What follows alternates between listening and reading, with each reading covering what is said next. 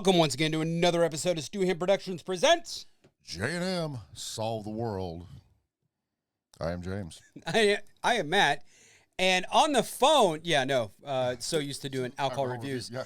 On the phone, we have our one, our only, our newest member of the J&M Solve the World family, our official firearms expert. As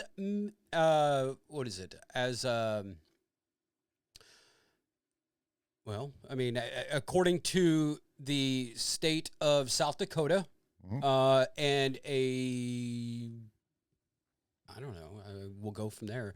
But give it up for the one, the only Wayne. Oh, damn it. God damn it. There we go. Fuck.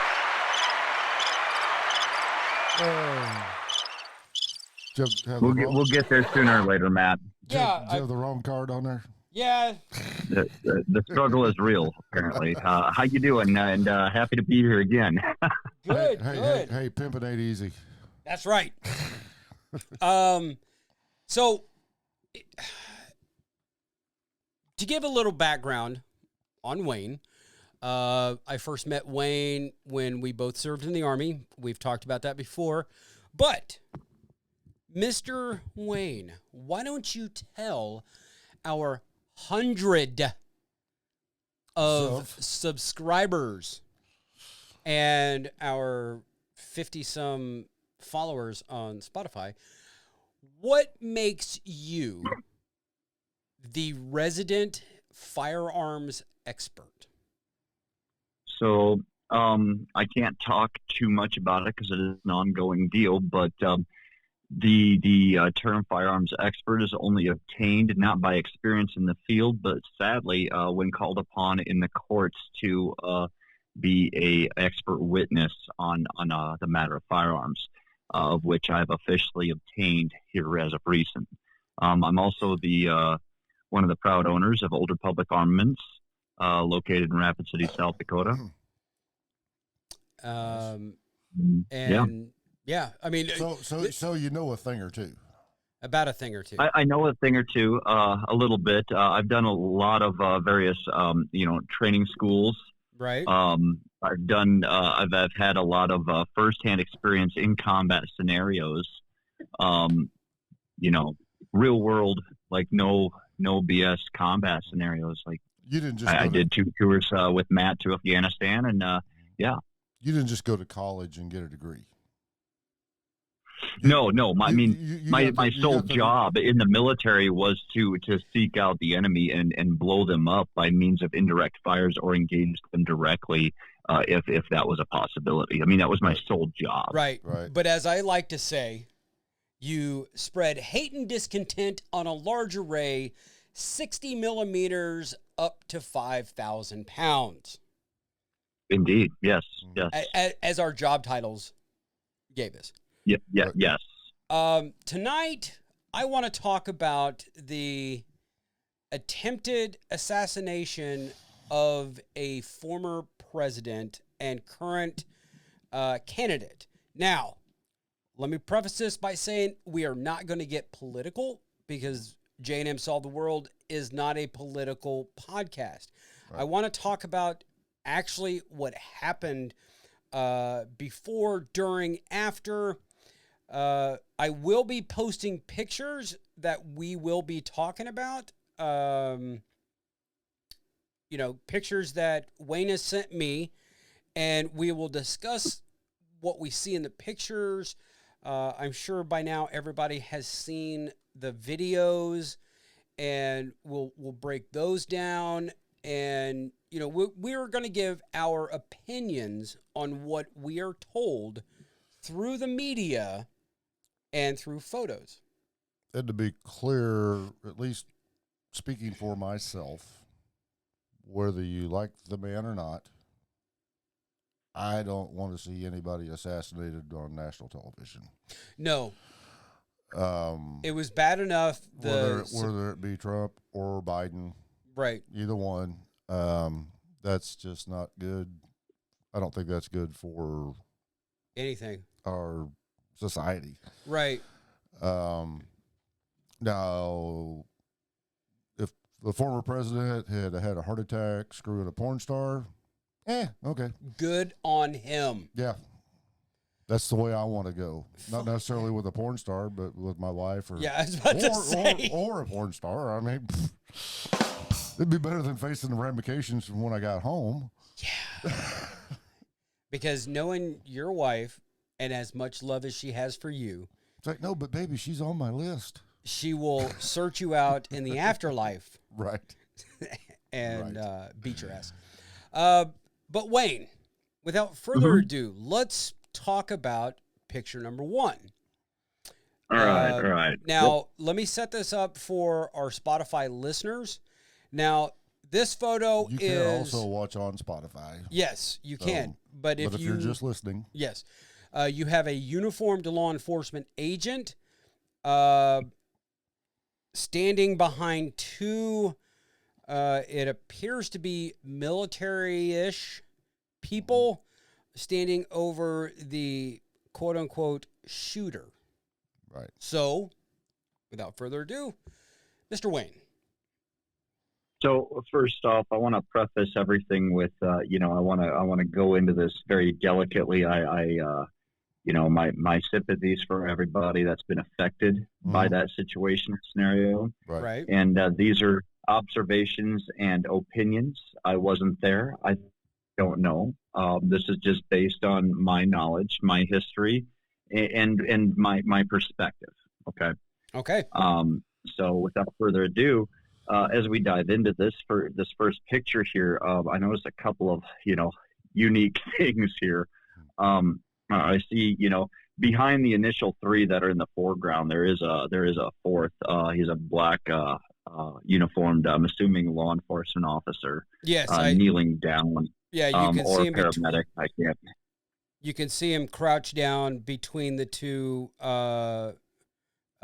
military-looking uniformed. Yeah. People. Yeah. Yep. So, and understand, I didn't watch this event or anything of that nature. I've everything I have knowledge-wise is based on clips and everything I've seen and photographs and everything of that nature. So all that said, these two, the two uniformed individuals that are, military-style uniformed, if you will. What time did that shooting happen? Do you know? It was late afternoon. Yeah. Late afternoon. Yeah. Yeah, as you can see in the picture, the sun was still up. Very much up. But from what I understand, it was afternoon. Mm-hmm. Okay. I don't think it was going to go into dark. If I can feel what you're getting ready to talk about here, but so that brings me to my point of yes, your point, man, if you will. The guy in the front, he's got a set of PVS-14s attached to his helmet. Yeah. And for the layman out there, that's night vision goggles, right? Yep, correct. Yep. Night observation device. We call them nods. Mm-hmm. That said, so I'm going to critique this guy in his uniform, if I may, real quick. Some issues I see. Sure. As we became so good at in the military, right? Matt, every military movie we watch, we tear it apart, dude. Yes. Anyways, that said, so this dude's got his PVS-14s mounted on his head. Now, anybody that's ever worn those on your fucking helmet will tell you that thing comes off as soon as you don't need it because it is so uncomfortable and cumbersome, dude. Right. They suck. They're not fun. If there's no purpose for him, and he has his freaking, dark lenses on his shade. So night vision ain't going to help you much with that. Right. That's overall just kind of useless. That's kind of fishy to me. Mm-hmm. I also enjoy looking at his, looks like Chinesium, combat shirt with the two Velcro strips, some airsoft gear there. Yeah. And I want to point out him and the other guy, military uniform behind him, they're wearing Howard lights. Okay. Yeah. Howard lights are ear pro. Mm-hmm. How are you use comms at all with just ear pro? There is no comm set up on those. Right. Yeah. Now, Just a thought. Now, my next statement, please don't hate me for saying this. I'm just going to point out the obvious because we're all scratching our heads thinking the same thing, I'm sure. But that point, man, where did they get that guy from? Man? Like PT, dude. That like the job is very rigorous. There are a lot of physical demands, and that dude's got a serious like Dunlop. He looks like, yeah, dude. He looks like he would struggle to do some sit-ups, man. I know my brother, before he retired from the Air Force, about a year before he retired, and this was in the 80, I want to say he retired in 85 or 86. I don't remember the exact. But the Air Force changed their stipulation that everybody had to be under 228 pounds, I think. Mm-hmm. And they changed that to 218 pounds. Right before his last year. And I mean, he's 19 years in, and if he didn't lose that 10 pounds or so, he's going to lose his retirement and everything. Right. So he went and, he ate grapefruits and cabbage for a month. Cabbage soup and grapefruits, just to get down to that 218 so he didn't lose his fucking retirement. Now, there's better ways to do that, but that's the quickest. Right. I do want to point out a positive on this photo. Yeah. Every single one of them, the law enforcement agent and these two uniformed guys, trigger finger is straight and off the trigger up on the mag well. Mm-hmm. Yep. So there's at least that. Yeah. But while you're talking about the lead guy right around the waist area, you've got that strap that hangs down. That's the cummerbund underneath the IOTV that he's wearing. That's the cummerbund that goes against your skin before your sides come in underneath that apron piece. You know which one I'm talking about. The one that everybody removed or stuffed in the back panel of their IOTVs before that first Afghanistan deployment. Yeah. Continue, please. Yeah. So, I mean, there's a lot going on there that just kind of, I don't know, seems kind of fishy to me. And things that make you go, Okay. Well, and you got the second uniform, right? Like he's not even wearing the same type of. First off, Matt, when have we ever been authorized to wear short sleeves in any tactical application, especially when we got tattoos? It was there was a photo that came out in Stars and Stripes, and then it got picked up by the national media here. That guy, his cop came under fire, and he was out there full kit, but he had on his boxers that had the I Heart New York. And Sergeant Major Camacho, the 101st Airborne Division Air Assault, Command Sergeant Major at the time, who was in charge of RC East, flipped his shit because this guy was not in the proper uniform. Forget the fact that they had just taken incoming and they were being attacked. No. I'd have been out there in my boxers and a tank top if I had to. Right. Right. But I honestly believe that those guys are private security because they're wearing bump helmets. Mm-hmm. No regular military unit got to wear bump helmets. They also they could have been the local law enforcement that they talked about, because this is another thing that bugged me. I mean, just right off the bat, that he was 148 yards away on a rooftop. Why is your perimeter why does it encompass that roof? Right. Especially with the implementation of modern technology like drones. Like we could have had aerial, reconnaissance going on, and seen everything, an eye in the sky. Yeah. multiple eyes in the sky. But I mean, Not to mention, why did we not have roving security on site as well? I heard that wasn't really a constant. Yeah. But I mean, I don't understand how somebody can even get into, like you're saying, into that type Bubble. of range. 150 yards is jack shit. You know, I mean, even for an old man like me, I can hit something at 150 yards with iron sights. Yeah. You know, I mean, but and why there wasn't somebody posted on that roof. Now, it came out that there was a local law enforcement confronted him on the roof, and he turned around and aimed at that law enforcement officer, and he's like, fuck, and went to dodge or whatever and fell. That was so. But why was it that building secured? Right. I mean, how did he? I mean, I think they found a ladder.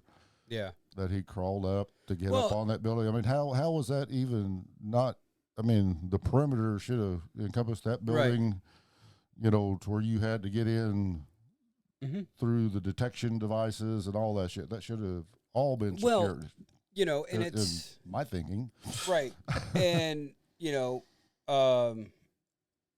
Now, the story that I'm getting, or what I'm getting ready to explain, was when a very close, dear friend of Wayne and I's, when that shit went down, and the president at the time, President Obama, made a surprise late night journey to Bagram Airfield to meet with the platoon that had just lost 6 guys.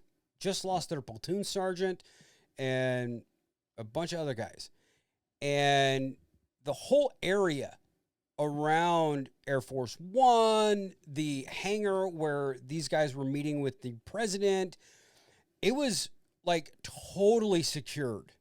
And from what I was told, everybody had to drop mag, clear chamber, lock the bolt to the rear, and the weapon had to be on their back so somebody could come behind them and see at all times that their chamber is cleared, they don't have a mag in, yada yada. Right. But then there was also like a concert gate between the president and the guys in the platoon. Now, I'm going clearly off of hearsay, but that's, yes, I get it, sitting president, but that was a surprise thing. Right. And they had that shit on lockdown. Right. So I do want to point a couple of things out here and play some devil's advocate here. Okay. Some facts that are serious factors for this whole event and situation. First off, the situation you're referencing, he was, the president was, obviously being escorted typically by ODA or somebody of that nature. Right. When they go overseas, it's Secret Service and ODA. Right. So there's that aspect. Secondly, there was multiple events going on requiring Secret Service presence.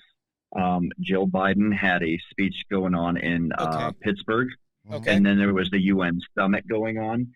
They were shorthanded and they were pulling, which is common practice. It's standard protocol to pull from other agencies when short-staffed to fill those. So these were, there is potential for these to be guys using, equipment and stuff that they use for their agency in a job that they're not typically filling a role for. You get what I'm saying? Right. But at the same time, a former president, now, and this was put into effect during, at the end of Obama's second term, that, former presidents were only going to have 20 years of Secret Service instead of the rest of their lives, only because at that point, there were so many presidents still alive. Right. And since then, we have lost a lot. But you know, there would have been enough Secret Service around. Well, they were talking too that a lot of times on events like that, especially that size and magnitude of the area, Yeah. that they enlist the local law enforcement Right. for security. Right. And, you know, and that's what they said, confronted the guy on Mm-hmm. the roof before. He said it was like seconds later he turned around and started shooting. Right. But to me, why that building was not inside the perimeter, Right. I don't know. Right. You know, it's like, No, it takes 4 guys to completely secure a building. Right. It takes 4 guys, one on each corner. Mm-hmm. That's how you properly secure a freaking standard freaking, you know, 4 wall fucking building, dude. Right. And one report I heard, and like I say, this is just shit I've heard on the news media, but one report I heard was one of the Secret Service snipers had him in his sights and was trying to determine whether he was a threat or not. And then he started shooting, and then he took him out. I'm like, no, he's a guy with a fucking rifle on the fucking roof of a building. Right. That's a threat. Pointed at. You take him out before he starts shooting. I mean, well, and look at the size of that scope, man. You couldn't zoom in and positively identify that individual with this guy's scope on his rifle at 150 yards. Come on, man. So no. we're going to transition to the second photo. Okay. And supposedly the kid didn't have a scope or a red dot or anything on his rifle, right? Right. Yeah, it was. Okay. So he was straight iron sighting it? Just straight iron sighting it. You know, you look at some of the videos, like there's some of the videos that have come out, and you hear people in the crowd shouting, hey, that guy's got a gun up there. That guy's got a gun up there, and you can clearly see him in the video. There was one guy on, I was watching NBC News, and he was going, man, we seen him on the building, and we're hollering at the local police, and they're like acting like they didn't know what we were talking about. Right. Yeah. Okay, so this second photo. Yeah. Number one thing I want to point out is the PVS-14 on top of the fucking scope. Or for the layman out there, the scope. Oh, yeah. Well, PVS-14, the night vision. No, that's not what it is. Okay. That's not a PEC. That's not a PVS. That's not any of those. So that's one of the new ballistics calculator systems, man. I believe it's made by Vortex. So that's what that is. Okay. So what are the white tags on the scope and the rifle? So typically when I see white tags on a gun, in my experience, white tag on a gun is a deadlined gun, needs to be sent back for service, typically to a licensed armorer for that particular firearm and or the manufacturer itself. Mm. Okay. I mean, that's what I see. That's my experience. That might mean something to him, but I doubt it's a dope card. Right, right. And if that's his method for using a dope card, dude, wow, man, go back to the notepad. Right. And I want to point out, so he is on the backside of a building, and he's up on his knees, which is not a stable position with the way that his feet are, because his toes are curled. He's not laying shoelaces down. And there's no way, regardless of whether you're a counter sniper, long range shooter, whatever, you're not going to get a full breath of air in that situation as you need. With your thighs tucked up underneath. Right. Your as abdomen. you need with a quote unquote long range shot, because I mean, that's why this other person standing next to him, that's supposed to be your quote unquote spotter So he's looking, and he's going to tell this guy where he needs to shoot, because his field of view is the scope. What, 10 feet? If that, yeah. Yeah. Depending upon what his magnification set to, yeah. Right. Yeah. So, and that's why every sniper is in a team. It's a scout sniper team, because your scout and or spotter is the one that's looking at the big picture, while the sniper is looking at a small picture. And the spotter is also there for security. But in this situation here, as we see in the photo, no security is needed. And that's what I'm seeing there. So I also want to point out speaking of no security, to me, when you look at their plate carriers, it looks like it's formed pretty tightly to his back, which to me it appears that he does not have any hard plates. Right. Now, I am going to play devil's advocate looking at this scenario. They're on top of a metal roof, dude. Mm-hmm. That's got to be a hot, miserable SOB. I can only imagine how miserable that is. Okay. Right. Yeah, because it was a rather warm afternoon there. Yeah, in Pennsylvania. Yep. Now, okay, so I'll say this. And maybe depending on the pitch of the roof, it don't look that steep, but maybe that was the only way he could stay without trying to slide, was to have his toes curled. Right. I mean, yeah. I don't know. Right. I wasn't there. I don't know the pitch.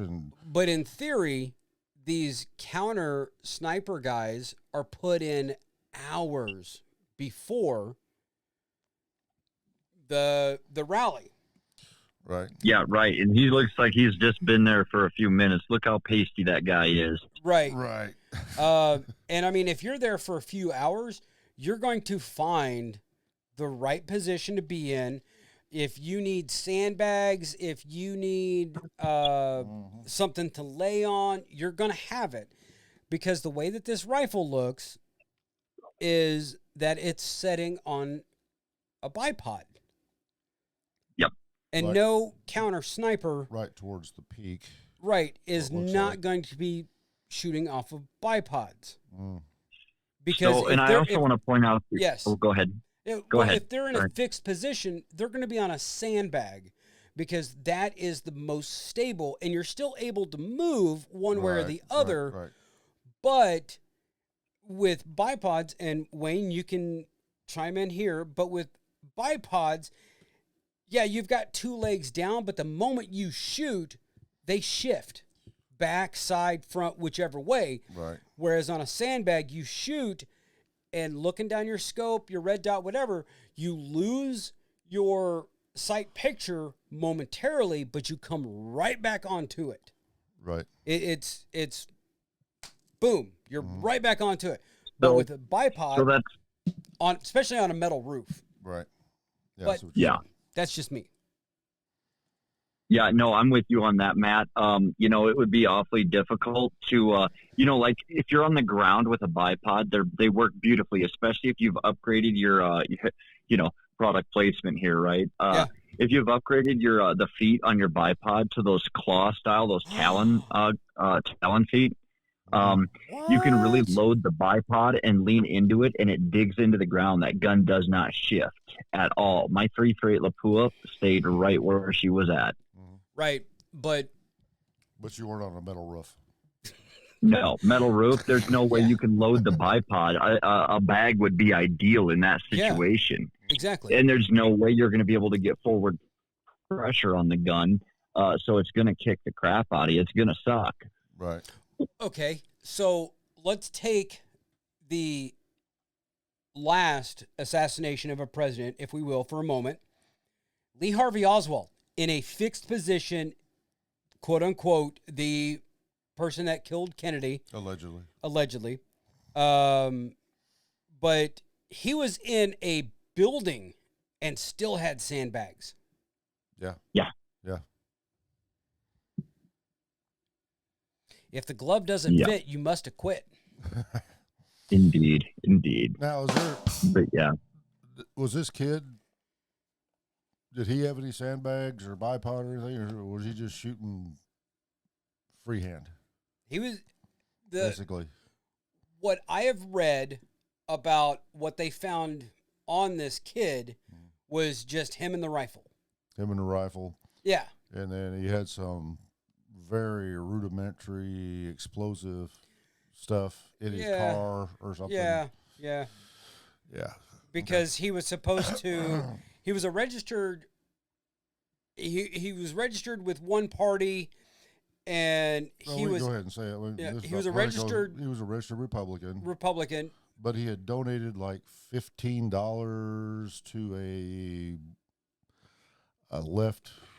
Yes. I don't even far left. Well, they didn't even say what it was. No. They said it was a liberal organization. Right. Let's just say that. But he also had stuff in his car about the where President Biden was going to be speaking in Chicago with a map and everything. So it's like he planned on making this shot, and clearly speculation here. Yeah. Making this shot and then traveling to Chicago to make the shot to Biden. Yeah. But dumbass. Yeah. But had the alleged shooter actually assassinated former President Trump, do you think Biden would be campaigning? No. Biden's not campaigning now. Yeah. Of course, he got COVID, so that's another thing. But that was one thing. He canceled a couple dates, and also for a couple days, they how do I say this? They basically they quit putting out their political ads. Okay. For a couple days because of the attempted assassination on a former president. A former president. And candidate. Okay, so back to the picture. We went off on a little tangent there, but okay, wait. Where the shooter's, the counter sniper's foot is, and you've got something black like right above it. It's not his butt. No, the dump pouch. Okay, is that what that is? That's a dump pouch, yeah. Okay. Now that I'm looking at it some more, let me go ahead and point out again. He's up on his toes. He does not have connection between his butt and his heels. In a person that was trained in the kneeling position when I was in the Marine Corps, that is one thing that you do, is you have that bone-on-bone contact with your non-shooting, without your rifle. But your body is a nice, solid piece as you're stable. Because if he were to shoot there, his body would move, his feet would move, everything would move. In what I see in that photo. Right. Yep. I mean, to play devil's advocate, maybe that was his rest position, and when he got into shooting position, maybe he put that butt on down on the ankles. Maybe. I don't know. He's got his thumb up on top of the rifle. It looks like his finger is straightened off the trigger. And looking at that, I will say good on him for not wrapping his thumb, dude. I will say that. Yeah. Okay, looking at the size of that magazine. Yeah. What fucking round would you say he's got in there? At least 300, maybe 338. That's a long mag. Yeah. Okay. I will say he's got good standoff from the scope. He's not a dipshit who's got to put his eye up on the scope.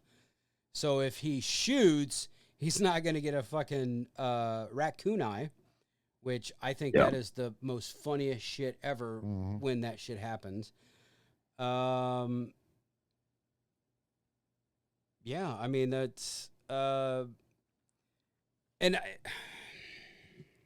we're picking gnats here. Oh yeah, we are. Yeah. So I wanna pose a question here real quick, Matt. Yeah. For this scenario, if you're one of these gentlemen, we're given our background, things we've experienced, things we've seen. For counter sniper in a crowd environment, would you be running a bolt action? Or would you be running a semi-auto system? Semi-auto. Mm-hmm. Semi-auto. Thank you. I get every agency has different protocols and SOPs. Yes. To me, this seems a little ineffective for that setting. Right. That's just me. And even SWAT snipers, only the long range SWAT snipers use bolt action, but right. Well, because any long range sniper, that's your most accurate. Right. But you're only planning on shooting one time and getting the fuck out. Yeah. Right.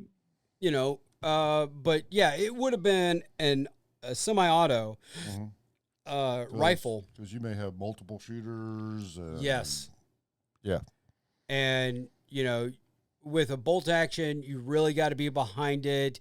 You've got to be relaxed. Because to chamber another round, I mean, it can be done quickly. I'm pretty quick with it. Leon also done it quickly. Well, okay. Allegedly. Carlos Hathcock, Marine sniper, one of the greatest Marine snipers that ever lived. He got off a shot that even Mythbusters could not bust.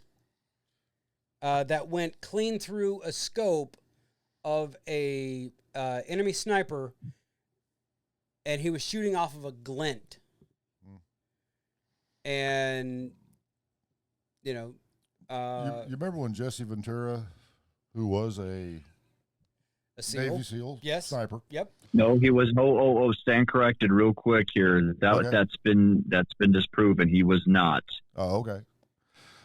He got busted down pretty hard for that. I want to. Yeah. So. Yep, but he was a SEAL. Fact check that real quick. No, he was not. He wasn't a SEAL. No, he was not. He got. Was he firearm? Did he pass his firearm regulations though? Oh yeah, he was a Swick boat guy, if I remember right, but he was not a SEAL. Okay, but on his show, Conspiracy Theory or whatever, he tried to do the shot with that same rifle that Lee Harvey Oswald used in the same amount of time. Yes. And he couldn't do it. Right. With that rifle. Italian or whatever that rifle it was an Italian rifle. And there's been a lot of snipers that have tried to recreate that shot. Mythbusters tried to do it, and they brought in a firearms expert, an actual competitive long-range shooter. Yeah. Who's used to shooting bolt-action rifles, and even he couldn't pull off that shot. Those 3 shots in that same amount of time. Right. But I don't want to dive down that conspiracy theory because we'll have to get Caitlin back out here for that conspiracy theory. Oh my God, yeah. Anything else you want to talk about on this photo, Wayne? No, not really. I could pick much apart, but it's all speculative. It's his gear seems a little funky. I see he's got a empty M4 mag pouch on his belt. I don't know, whatever. That's everybody has their reasons. I can pick things apart, but for me personally, I know if it didn't need to be there, it wasn't on there. Right. Okay, so photo number 3. Now this one is supposedly the Secret Service surrounding Trump while he has a fist in the air. As they're getting ready to pull him off the stage and put him in... His head fully exposed. Yes, head fully exposed. And it has been mentioned that he needed to get his shoes. Now... No, that's clear. If you watch the basically the live video of it, When they got him down there, he's like, "Come on, we got to get up. We got to get up." And you can hear him go, "I need my shoes. I need my shoes." Right. So I don't know. Does he get up there at the Take his shoes off? take his shoes off before he speaks, so he can like feel with the ground? Yeah. So okay. Or did he have slippers on, and when he went down, he came out of his slippers? Right. Yeah, like Terry Funk did in the Hell in the Cell when Taker hit him. After Not one podcast we can do without bringing up fucking wrestling. Okay, so I want to point out that before we get to Wayne, who has actually went through a personal security detachment course, now the person standing directly in front of the president is very short. And that's, go back and look at the film of Reagan when he was shot. Right. And how the Secret Service handled him. And he was a sitting president. They shoved him into the car. Quick, fast, and in a hurry. Like they didn't give a fuck if they hurt the president. Right. Correct. We're not going to hurt you as bad as what you can get hurt out here. Right. And you look at everybody standing back behind. You see quite a few phones up, but nobody is ducked down. When I was watching this, yeah, it wasn't live because it happened before I got home from work, but I was watching the replay. But people were like going, you hear people, you see them kind of ducking a little bit, and they're looking around, and this was after Trump went down. Right. And they're like, "Oh, fuck, I got to get my phone out." And this dude's like taking a picture of the president covered in Secret Service people. Yeah. And you're like, really? Yeah. And there was two other people hit and one other person that got hit and died. Yeah, he was three people, there was 3 casualties. A fire chief, and he's 50-year-old. Yeah, he actually stepped in front of to protect his family. Right. But before we really get it down a rabbit hole, now Wayne, as somebody that's been through the PSD course, what is the first thing or one of the main things that they tell you when you've got an active shooter and you're protecting somebody? The first thing you need to get through your head is you have a job to do. You are not their friend. You are not there to be nice. You are there to keep them alive. Mm-hmm. You are assigned to this person for that very sole purpose. That said, in that scenario, typically what goes on, especially when the individual is wearing a blazer and or suit coat, the first person to that individual swoops up with their non-firing hand, their left hand. Typically, most shooters are right-handed. Right. They come up with their left hand to the collar of that jacket. They grab it, kind of palmed with thumb extended, and you bring that up to the just past the apex of the back of the crown of your head. And then you slam your hand down, you tuck that head in, and you bend them down, and you are now their fucking eyes, and you are in control. Right. Meanwhile, the right arm is typically at that point wielding a sidearm, and then at that point, all other agents surround facing outward as you are roughly escorted out of sight and off the scene, regardless of your shoes, slippers, or what have you. That don't fucking matter. Right. But you don't allow them to stand up, pump their fist in the air, and yell, "Fight, fight, fight." No, not at all. And you look at that, and his whole right side, you could pull off a lung shot, dude. Oh yeah. Like his whole right side is exposed. Yeah, I mean, this picture here doesn't even do it justice from later on. I mean, this is after they're first getting him up. His whole head and, like you say, armpit, upper chest, everything is exposed. Yep. And if you had had been a second shooter there, Right. If you had an actual sniper, an actual person trained, that right there would be the shot that you would take because you have an unobstructed. And he was standing. It wasn't like they were moving him. Right. Now, if they were moving him and he's like, I gotta, that's one thing, but then you're not doing your job by letting him do that. Right. But when he got up, his shirt was opened up and he had no vest on, at least that you could see from the upper part of his chest. Well, and that's the thing is generally, he would have a Kevlar vest, which is going to stop a knife. Right. It's not going to stop.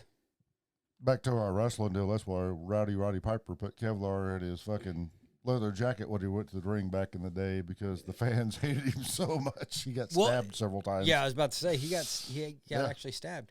But you know, a Kevlar vest is only going to stop a knife. Mm-hmm. The Secret Service agents assigned to you are the ones that are supposed to stop a bullet. Right. Now, the Reagan assassination attempt, that was, to be honest, that was right around the time. I mean, it was shortly after Lennon. John Lennon was killed in front of his brownstone. John Lennon was killed, and the Pope got shot too. Yes. All in that same year or within a year of each other, or something like that. There wasn't There wasn't the 81, something like that. Yeah. Yeah, it wasn't the what's the word I'm looking for? The one is prepared for it. It wasn't something that people were looking towards. Right, because it's been 20 years since Kennedy got assassinated. Right. And that was from a long-distance shot. Right, and he was in a motorcade. Right. And, you know, he was in a convertible. But with Reagan, he was walking on the street, and a guy just came up. Well, he'd walked out of a building going to his car. Right. And a guy came up and shot a couple of times. With Lennon, he shot with a .22 revolver too. Right. With Lennon, he was getting ready to walk into his brownstone, and a guy asked for an autograph. I mean, that's John fucking Lennon. Yeah. One of the greatest Beatles of all time. Why do you think stars ever since they said "fuck you"? Yeah, exactly. You know, the Pope. Who the fuck's going to take a shot on the Pope? Right. Somebody not Catholic. I'm not Catholic. I'm not Catholic. But if I had a chance to meet the Pope. Oh, yeah. Yeah. Okay. So I've got to say this just to get slightly political, but we have talked about this before on former podcasts. When I was in the military, me personally, I voted my paycheck. And in my experience, Republicans had always given a bigger pay raise to service to the Department of Defense than the Democrats did. So I was, you know, fuck Obama, whatever. Right. But I'm going to tell you what. what. When he came and seen. No. You know, that was like, okay, yeah, that's cool. Yep. My retirement certificate, whether it's auto-penned or not, thanking me for my service to the United States is signed by President Barack Hussein Obama. Mm-hmm. I have that framed and on my wall because I am proud of that. It's just like that's kind of, my dad was the same way. Yes. When he had to take his retirement, his disability retirement, and he got his first check. It was, and my dad was a lifelong Democrat. Mm-hmm. This was back in the 70s. Yeah. It was signed by Gerald R. Ford. Okay. And he was proud of that. Well, and it's, the certificate that you guys had framed and hung on the wall after your dad had passed. And it was from William. I can't remember his middle name. It's Jefferson? no. Well, it was two middle names. Yeah. But yeah, it was signed by President Clinton. And it's like, I'm sitting there and I'm thinking about that because yes, I voted absentee for Clinton because I loved his stance on education. But then being in the military and the whole don't ask, don't tell situation, being an 18-year-old kid, it's just kind of like, you think that every gay person wants to have sex with you, right. And it's like, but that's not the case. Right. But it was just like, oh man. Well, that was like years ago, right after Chris first joined the lodge, the Masonic Lodge. Yes. We'll clarify here. Their lodge in Lebanon was having a 150th anniversary or something like that. And they invited George W. Bush. Oh my God. To come down for that. That'd be awesome. I never was a W fan, but I told Chris, I was like, man, if he comes, let me know. Because to be able to sit in the lodge with a sitting president would be fucking cool as shit. Yeah. But then I found out later that he'd never been a Mason. He was in the Skull and Bones and stuff at Yale, but he never was a Freemason. So that's why probably he didn't come, because he couldn't come sit in a tile lodge, Right. And oh God, you poured us some midnight snack, huh? Yeah, why not? We haven't had any of this for a while. Yeah, why not? And so, Wayne, after you went through that PSD course, did you ever do it? I can't see. Is Wayne still with us? Yeah, I'm still here. Okay. So did I ever do? You're asking, did I ever do it in real world application? Yeah. No. Okay. No. Fuck, might as well just. We'll go with that. Okay. All right. So, wow, that bottle's gone. That's your bottle over. Yeah. Or well, no, we got that at Macadoodles, didn't we? Yes, that's right. Yes. Yep. Now, before we do this, and I do want to take a moment and remind everybody that on August 24th, 2024, the first annual J&M Solve the World get-together cookout extravaganza will be happening right here at Stu Him Productions Studios, located at 2021 East 342nd Road, Halfway, Missouri, 65663. You may message us or comment if you don't have our messenger or text. If you're just a fan and you would like to come out, you are more than welcome. Message us in the comments, and I can give you physical directions, because that address will put you about 14 miles away from us. And if you're really handy with a GPS, I will give you the lat long to the actual location you can find it that way. You can give them the Google Drop. Yeah, I could do that. Yeah, that's pretty easy. That's how I got my Starlink. Let me get a topographical map, and I will give you a 8-digit grid. Or you could just look on your phone on Google Maps and give them that address. That's your current location. When I do that on Google Maps, like on my phone, it gives me lat long. Oh, okay. I forget. I had mine wrote down because that's how I got my Starlink, because my physical address wouldn't do it. Yeah. So I done the pin drop right here, and it's like okay. And this is not a advertisement for Starlink, but I will say this: It works pretty fucking good. Being- Elon, you can kick in a little yeah, advertising if you want to, buddy. being out in the middle of fucking nowhere. So much so that when we had our band, Blindside, we were able to crank it up and not have to worry about any of the That's- fucking neighbors. Dude, that's why we have tinnitus today. Huh? Huh? Somebody answer that fucking phone. God damn it. Well, but at the same time, Wayne and I can both claim being around heavy artillery. Well, that's probably a For better real, excuse.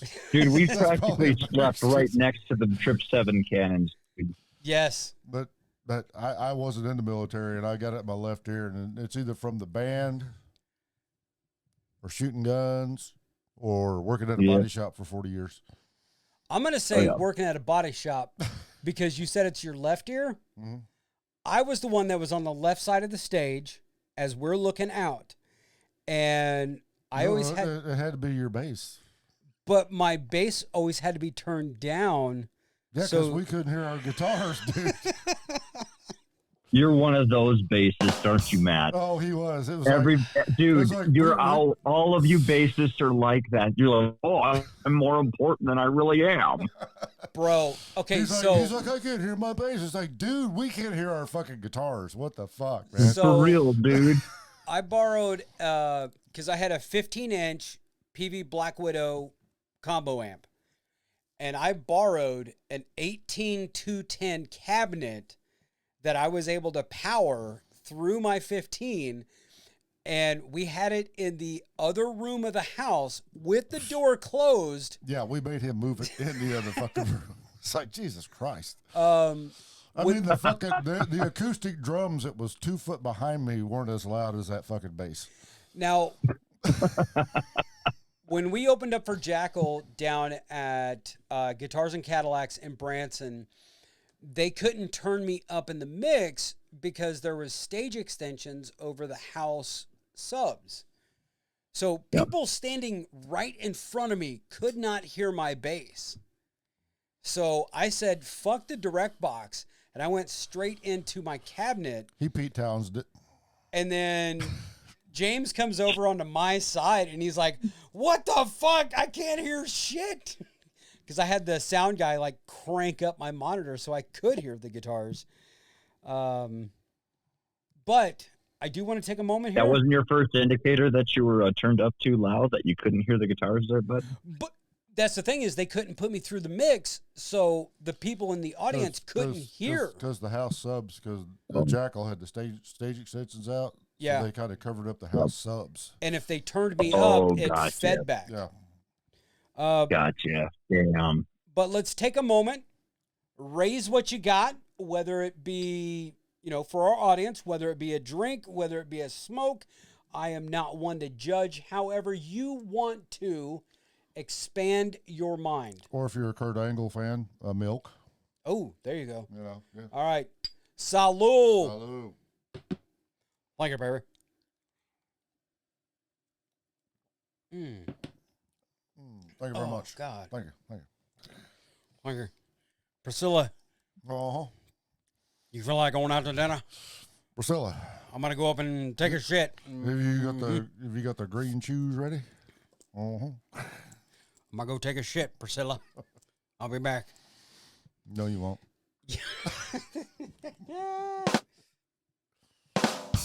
There we go. Okay. So basically, what does this boil down to? God, I'm not. I want to go down the conspiracy theory road, like we Yeah. were talking last night. But was this just a mass incompetence? So, and this Or- is What's Oh, your go view? ahead. Wayne? Sorry. No. What's your view, Wayne? Was this a mass incompetence or? so Was there more? again. I'm going to point out and reference my preface to everything that everything is based on speculation and observation and my perception. Okay. Mm-hmm. Right. That said, nothing is fact. It's simply speculation and observation. Okay. Right. Things that I would have done maybe very differently, whether it be how gear was set up, individuals assigned to the position, stuff like that. I don't speculate on the who's behind this mishap, this mess up, Right. whatever it may be, whether it's just a blunder of a failed security event, or this is something different. I don't know, and I don't speculate because I don't know, because those are huge allegations, and those are not allegations. People are so quick to point fingers and throw quick, hard allegations out anymore. And I don't do that. I have no foundation of the hard actual facts. So that said, I don't know why. I don't really go down the conspiracy theory rabbit hole until there is something hard evidence to support that. Right. My theory, and of course, like the next day you're hearing from the far right, oh, this was a planned attack by Joe Biden and blah, blah, blah. And I'm like, if it had been a planned attack by one of the three-letter organizations on behalf of Joe Biden, he would not be here right now. No. No. It'd be like the Kennedy assassination, allegedly. Yeah, they wouldn't have left it up to a 20-year-old kid with iron sights, right, to do the job. No. He would have been the fucking patsy, yes, right. But absolutely. But yeah, there would have been a professional somewhere that would have done the job. So I eliminate that factor. I don't know what the fuck happened. I don't think it would be that bold. Anybody and I do want to go ahead and say that, regardless of the why or the how or the what this all is, okay. It goes against the moral fabric of everything that is American to wish harm on a contender to be a representative of this nation, whether you like him or not. Right. My thoughts and opinions. I'm not left and I'm not right. Put it that way. I don't wish any harm on him, but if he'd have went out fucking a porn star, I'd been like, all right. Well, okay, here, and to go off of that conspiracy here, here Trump he's not just a candidate. He's a former president. And, the fact that you called, for instance, let's say Biden did call an attack with a three-letter agency. And, let's say Trump did die. Do you think somebody in that organization, in the Biden administration, wouldn't have said anything by now with the age of social media today?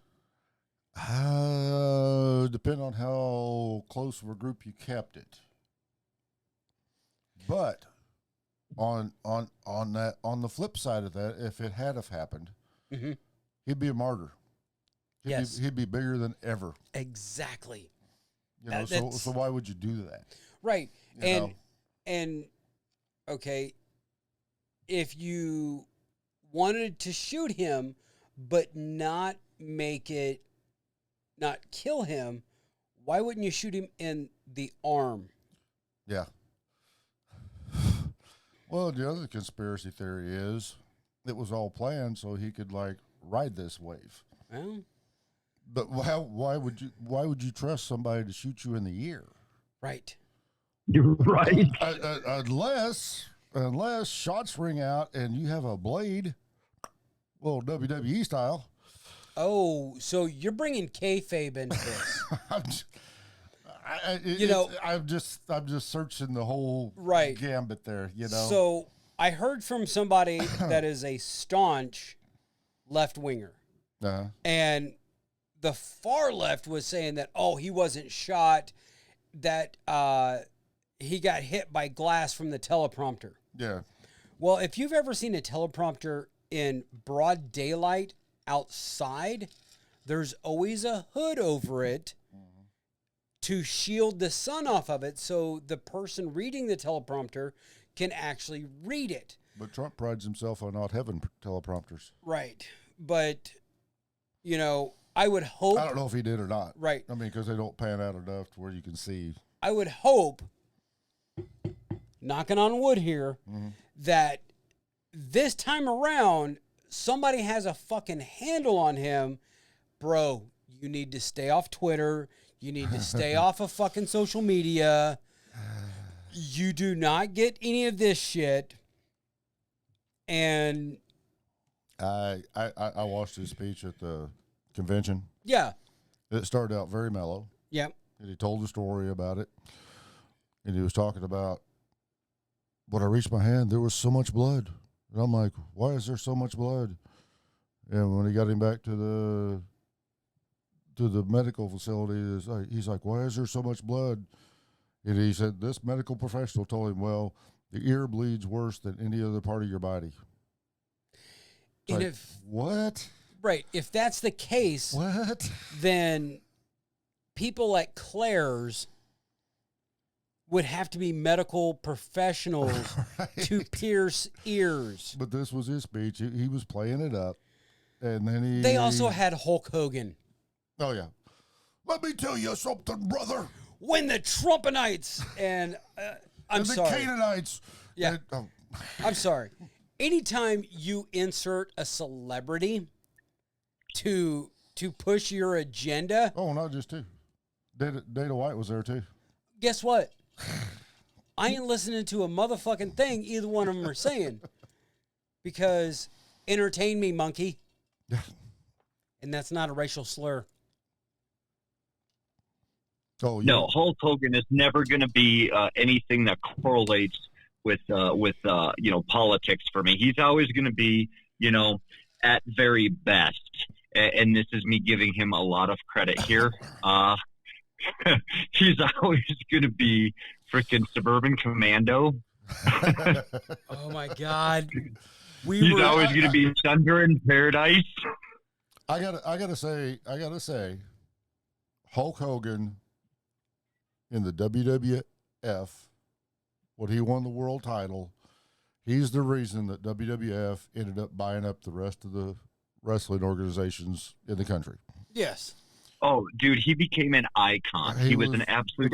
Even if you weren't into wrestling, now, you knew Hulk Hogan. Right. He was a piece of Americana. Right. He had a cartoon. And that was his speech. He's like, well, the real Americans, because that was his song. Yeah. Even though when he beat the Iron Sheik, he came out to Eye of the Tiger. Well, yeah, because he was in Rocky III. Yeah. Yeah. But if you want to talk about greatest wrestlers of all time, then you're talking about the Nature Boy Ric Flair. Woo! Because that motherfucker done hour-long Broadways every night through every territory. To be the man, you got to beat the man. You got to walk that aisle. You got to style and profile. Limousine riding, kiss stealing, Rolex wearing, wheeling and dealing. Son of a gun. Nope. Oh, you got more. Jet flying, yes. Yeah, jet flying, son of a gun. And I'm having a hard time keeping these alligators down. But, it's the fact that, okay, during the 1992 election, Clinton versus Bush, with or without Perot, however you want to look at it, but you had so many comedians picking sides, but you had musicians just telling you to rock the vote. Right. Remember the Megadeth? The Megadeth? Yeah. They were all just sitting there with tape over their mouths. Yeah, And it said "Rock the Vote." Yep. exactly. That was the whole You know? campaign, Yep. and it was the only thing is, hey, go vote. But I like Alice Cooper's got a quote. I've seen it on Facebook several times. He said,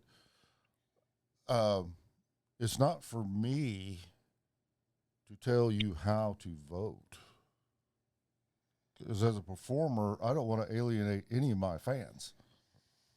Mhm. You know, so Dolly Parton. well, I told you back in 19 we seen Five Finger Death Punch. Yeah. At Camdenton, at Ozark Amphitheater, and halfway through the show, Ivan comes walking out with an American flag, and he's holding it like this behind his back. For those of you who aren't seeing it, I got Stretched out behind his back.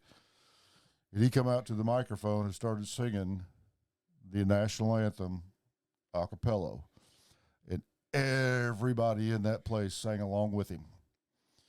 And then he takes the flag and he puts it across his shoulder and he goes, "I don't give a fuck if you're red."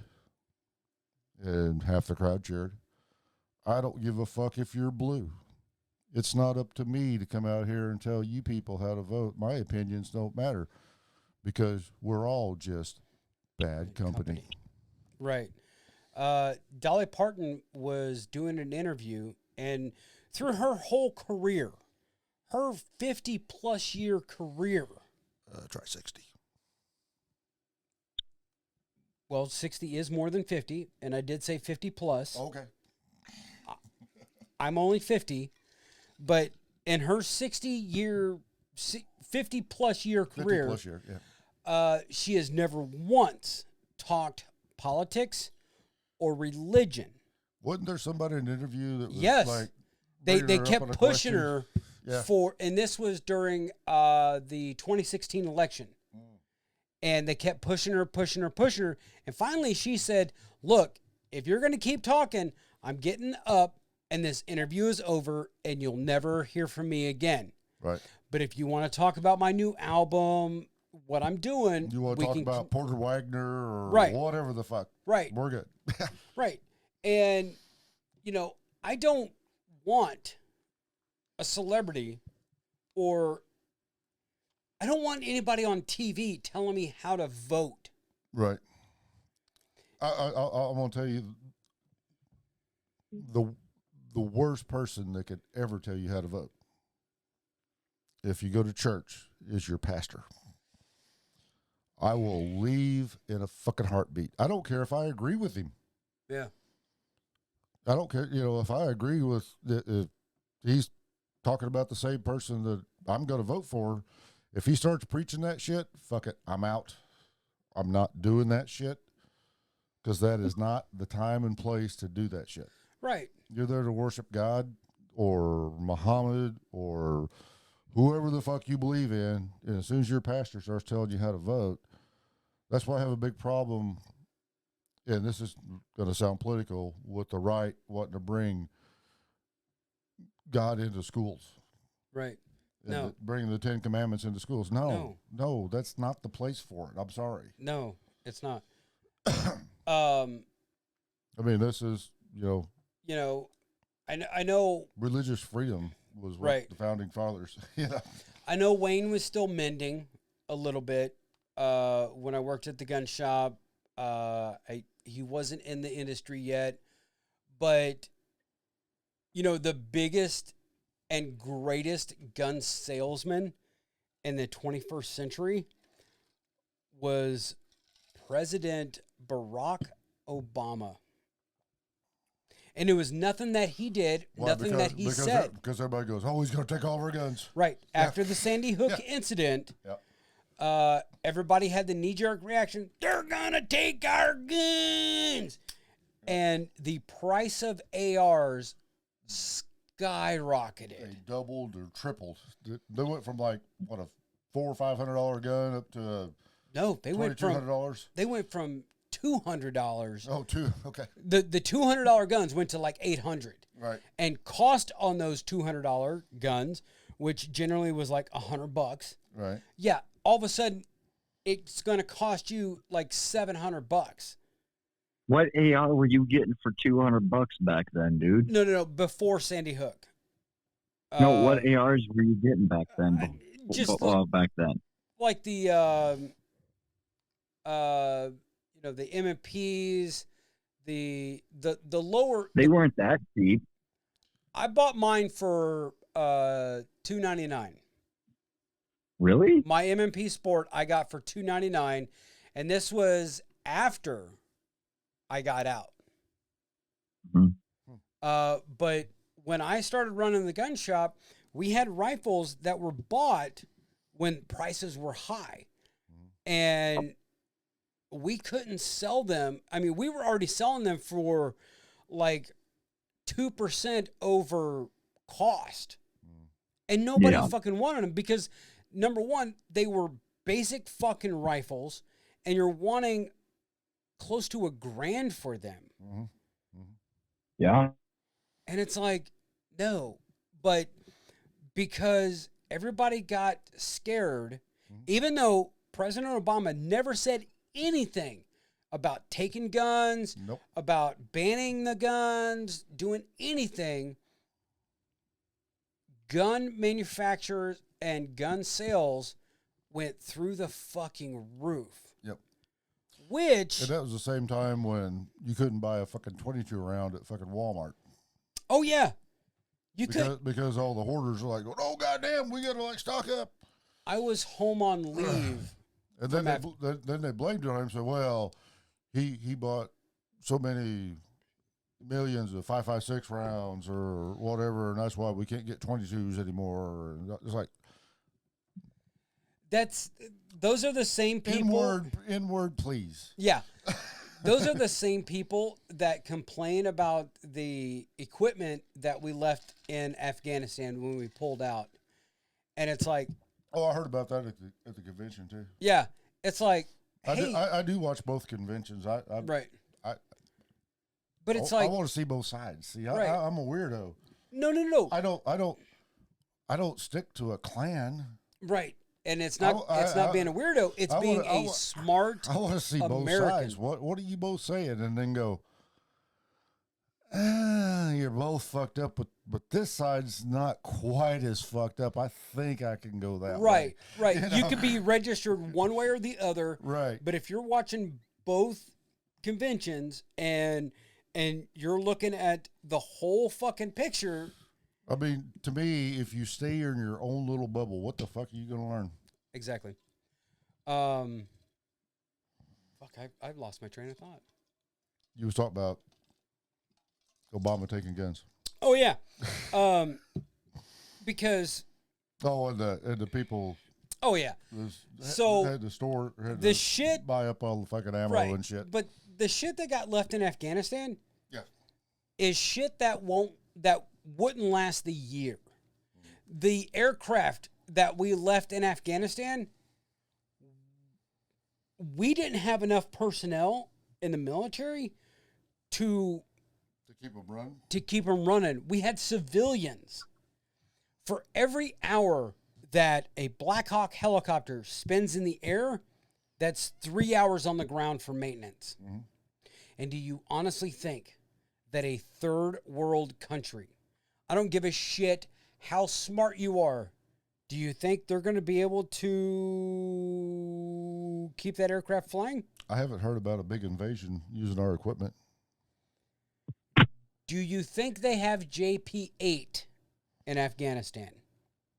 Probably. I will play devil's advocate here and say that some of our weaponry was utilized on that the Gaza Strip. We saw M16s and SAWs being wielded by the fighters. Right. So there is that.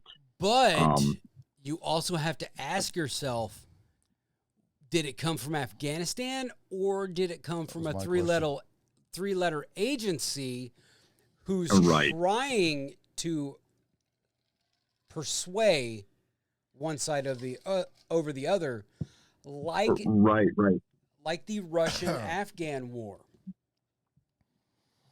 Because nobody wants to talk about it, but the United States is who built the Taliban. Yep. Yep. Yeah. Trained I do Osama believe they bin were Laden. was the Mujahideen. Yes. Initially before it was Taliban, it was Mujahideen. Mhm. But anyways, yeah, there's a million and one ways those weapons could have gotten. I mean, we were seeing like more M16s and old school style M4s, which are Block 1 style rifles, which we don't, they're not standard issue anymore at all. Right. Typically, Not even for basic training or the National Guard, no, dude, they're all which using is like Block lowest 2s and tier. stuff, and yeah.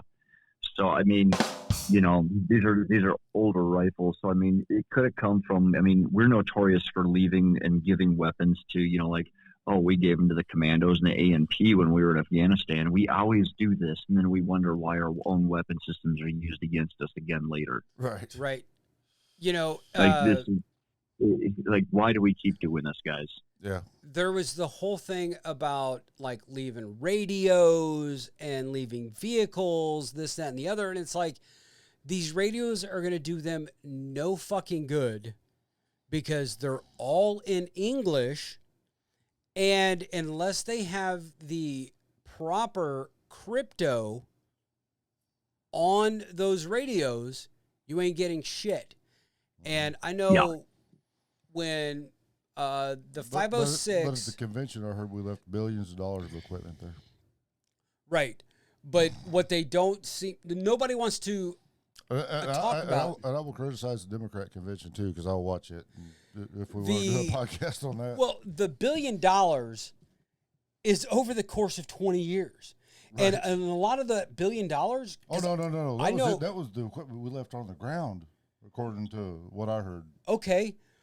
When we moved into Afghanistan in 2008, when we moved into Combat Outpost Zormat, we had 5 armored surveillance vehicles.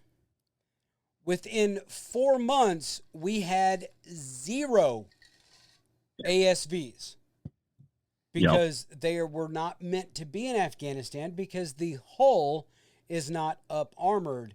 And in Afghanistan, your IEDs come from below, whereas in Iraq, because a lot of it is hardball or paved roads, your IEDs come from the side. Right. IEDs come from the side for an ASV. That's what it's built for. Ah. But we destroyed, or not we, but we had 5 ASVs destroyed in, 3 or 4 months. Well, how much were those a piece? Right. And I mean, they were blown up fucking wrecks. And, you would steal from Peter to pay Paul to get Mary to go run. Mm-hmm. And I mean, we stripped, I don't know how many times we would be at squadron headquarters and we're stripping every part we can find off of every fucking wrecked vehicle to keep our shit fucking working. Full disclosure, I'm going to go ahead and say we may or may not have taken parts off of vehicles that we knew were not like your typical mission capable guys too. I'm going to throw that a little bit out there. I'm not going to say whose trucks we took them off of, but we did tactically acquire some parts to get our trucks back up and running again. Right. What is it?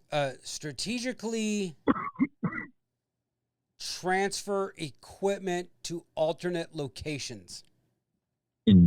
Yes. According to the fat electrician, that's what STEEL stands for. Oh. Strategically, tactically, or strategically transfer equipment to alternate locations. Right. And Well, let me ask you this, because there was a deal going on back during the Bush administration. which Bush? W. Okay, GW. GW. Mm-hmm. You said you voted your paycheck, Yep. but the equipment didn't have the armor and stuff that it needed. In quote unquote invasion into Iraq, that is correct, because during Desert Storm there were no IEDs, so there was no up armored vehicles. The quote unquote up armored vehicles were your vehicles that had guns mounted on them. That wasn't the news we got. It was just the vehicles weren't armored Right. like Well, they should have been. correct.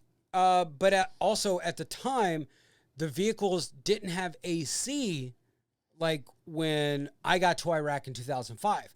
So they were rolling with no doors, no tops, to keep cool. And, IEDs started the size of a fucking Pepsi can. And in Iraq, Pepsi cans were Pepsi, Coke cans, the soda cans were maybe 4 inches around in diameter, and they were about 8 inches long. They were real, That's a big Pepsi. but they were skinny. They were only 4 inches diameter is a big Pepsi can. That's not 4 inches diameter. That's 2 inches diameter. He's going off of man measurements. Right. It's like, I'm fucking 6 inches. Yeah. But anyways, the cans were Like you measure your fish, right? trying to think. Yeah, that's a 15-inch bass. Sure. Cans were a little bit smaller than this diameter. A standard Coke can. That's about. But they were smaller. 2.5 inches. Right, but they were smaller. Right. Well, I'm talking all the way around. Oh, circumference. Yeah, circumference. I'm sorry. Okay.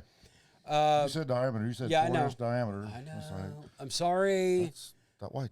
I'm sorry, somebody that listens to the fucking or adheres to the compass and whatever. Well, just get your facts right, man. But Facts, buddy. They were skinny cans, and those were your IDs. They were like the old Red Bull cans. Yes, exactly. Yeah. Yes. Yeah. And so they were pointed, they were that small, and the guys would roll over them. So they started putting sandbags down in the floorboards of the vehicles.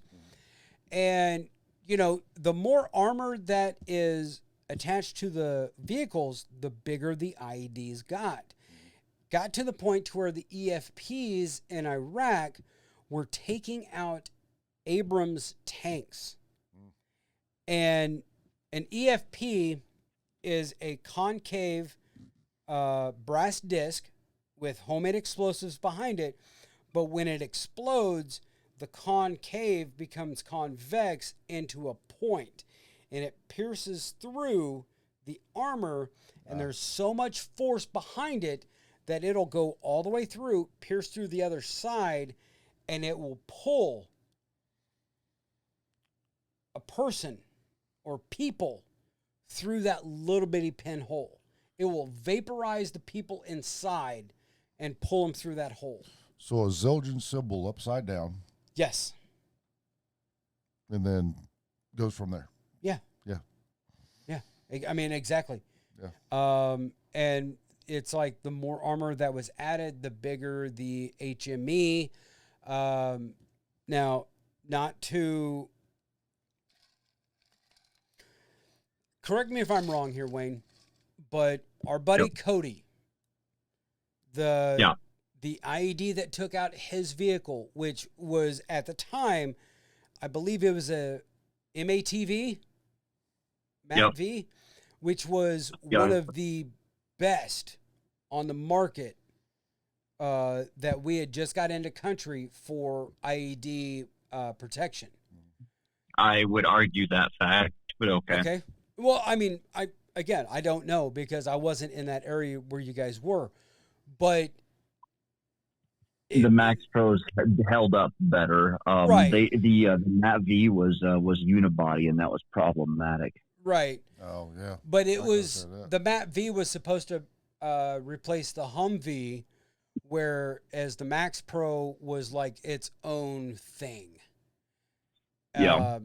But the MATV, what hit Cody and his commander. What did they estimate the size of the HME or homemade explosive? Did they estimate? I don't recall off the top of my head on that one. I'd already gotten hurt myself and was already at Walter Reed. I don't know the facts on that particular explosion. Okay, what was the size of the HME that hurt you? Do you remember that? 70 pounds. 70 pounds. Yeah. And how big was the diameter? I don't know. I was standing directly on it, and I got tossed, about 20, 25 feet forward and about 15, 20 feet in the air. I have no idea what the crater looked like. I wasn't really able to focus on that. No, I got that. You are what, 6'5", 6'4"? I'm 6'5". Depending on what convenience store you're going out of. Yeah, right. And what would you say you weighed at that time? Oh shit! I was probably I was pretty lean.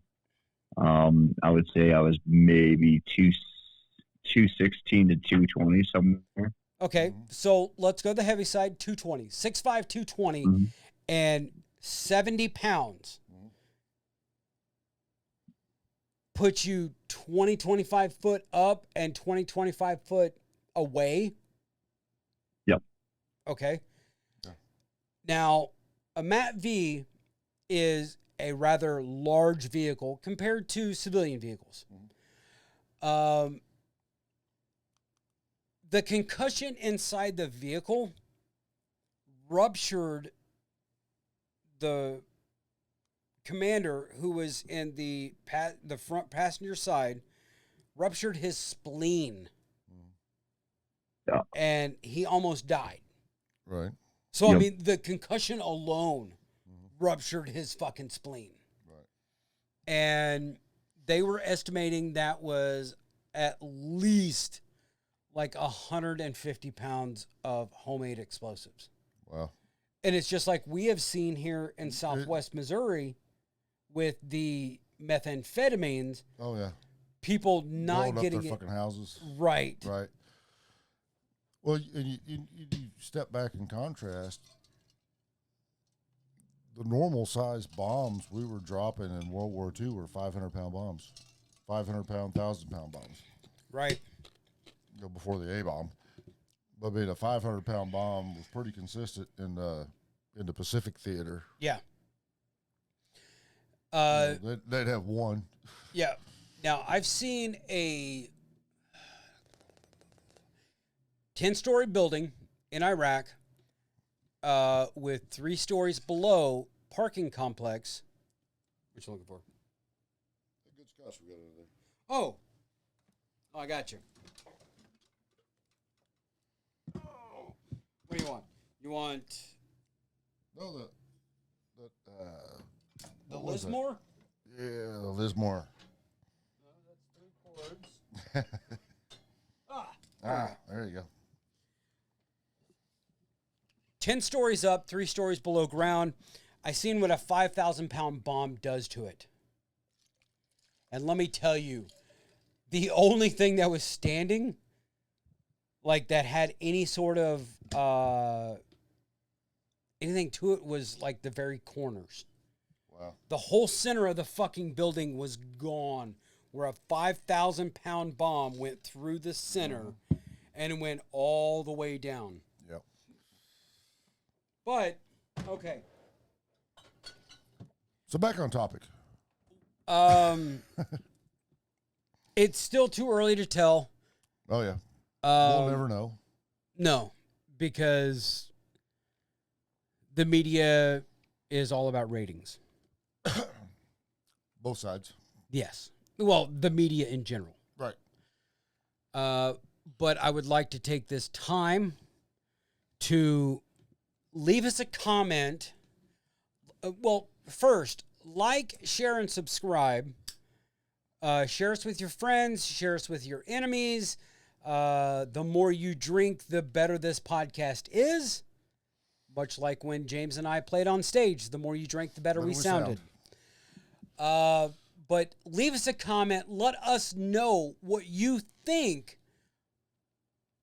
about the whole assassination attempt. We're not saying it didn't happen. We're not saying it did happen. We're just Something happened. right. We're going off of the photos that the media has fed us. Right. Also, we'd like to send out condolences to the family of the man who lost his life. The fire chief, and you know what? I can't remember his last name. No, but what I will do, You'll put it. I will put his name right here, because unlike the alleged shooter, the man that protected his family deserves to have his name known. Right. And also to the families of the other two that were wounded, our condolences are to you. Speedy recovery. Yes. Yeah. And Yeah. you know, when we started this podcast, we never thought we'd be doing a podcast on something like this. I never wanted to No. do a podcast on something like this. No. It just kind of felt like something we needed to do.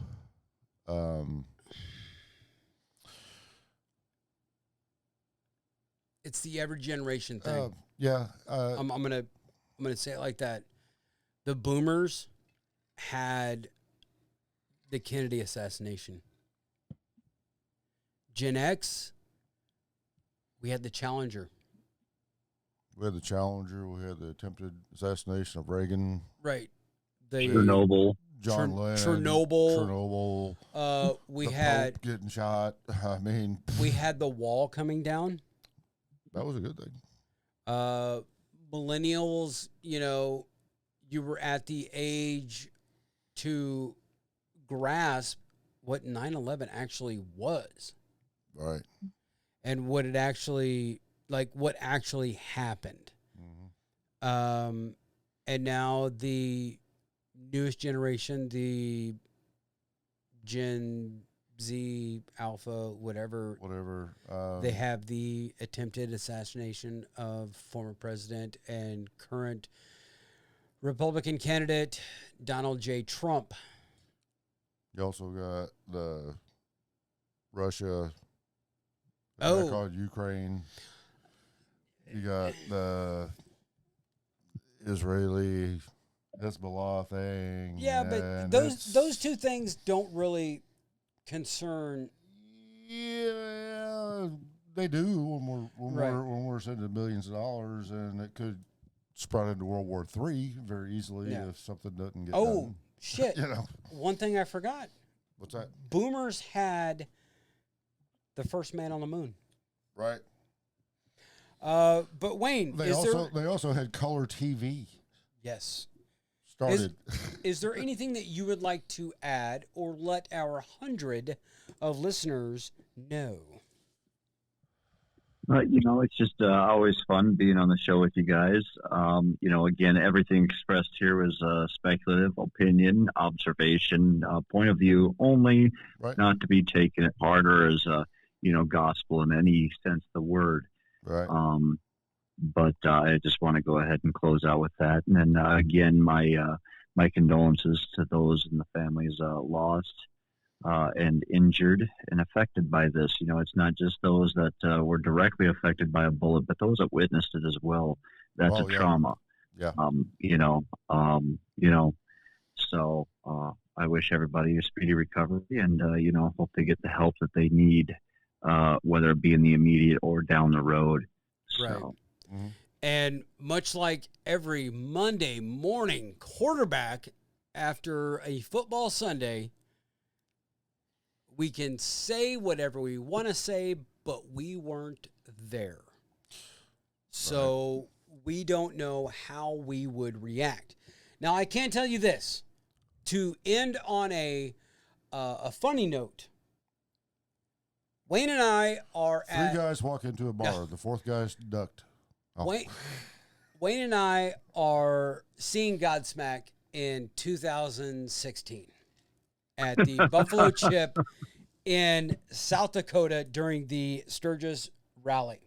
Right. Now, I had just ran a very hard run.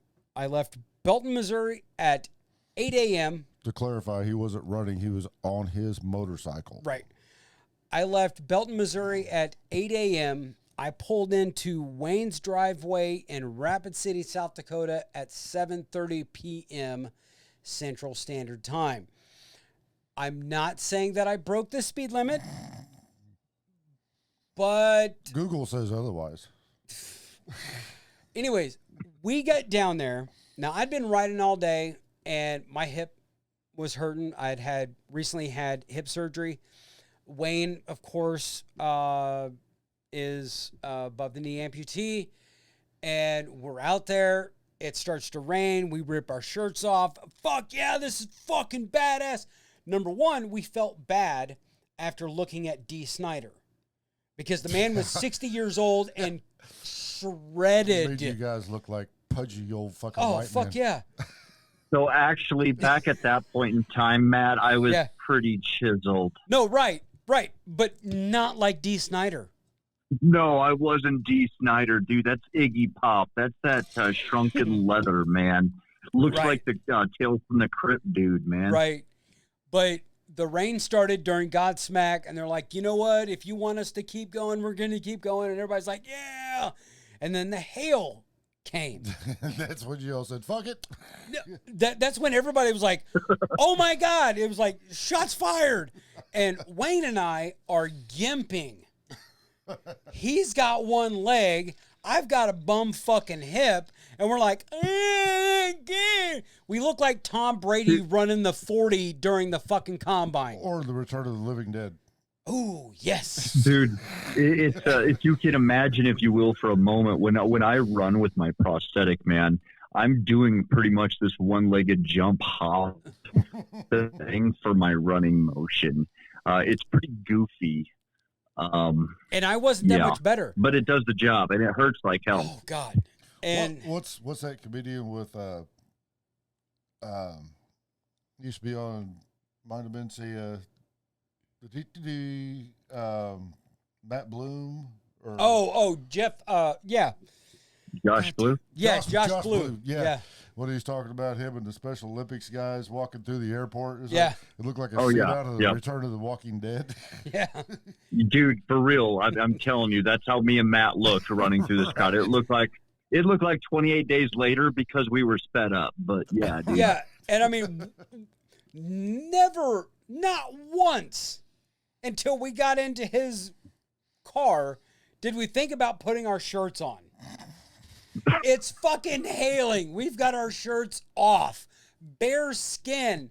Not once did we decide, you know what? Maybe we should put our shirts on. Right. Fuck no. Fuck no. And we're both. Then you get in the car and you start it up and the air conditioning's on. You're like going, this is fucking cold. I need to put my shirt on. Oh, fuck. It was cold as shit. I mean, we cranked the fucking heat up. But then once we got out of Sturgis, it's like it hadn't even fucking rained. Right. Was that your convertible, Wayne? Yeah. Yeah. His convertible Mustang. You're lucky the fucking hail wasn't coming through the fucking top. Oh, my God. Dude, for real, man.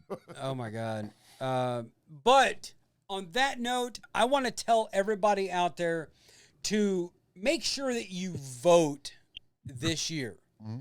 I'm not telling you which way to vote because, well, it's none of my concern. And what I believe is maybe against what you believe. Or it may be exactly the same. Yes. But we're not going to tell you how to vote. But that's not what we do. Wow. This is going to be. Just get out there. Just get out there and vote. All you young people out there who have never voted before because you don't think your vote counts, make the effort. I mean, there's 330 million people in the United States. Yes. I don't know how many of them are voting age, but in the last election, we had about 165 million people voted. And all I can say... So, because it was like 80 million one way, 82 million the other way.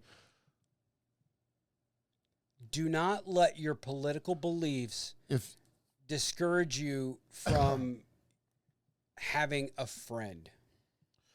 Exactly. And one thing I do have to say too about the voting is if you don't think your local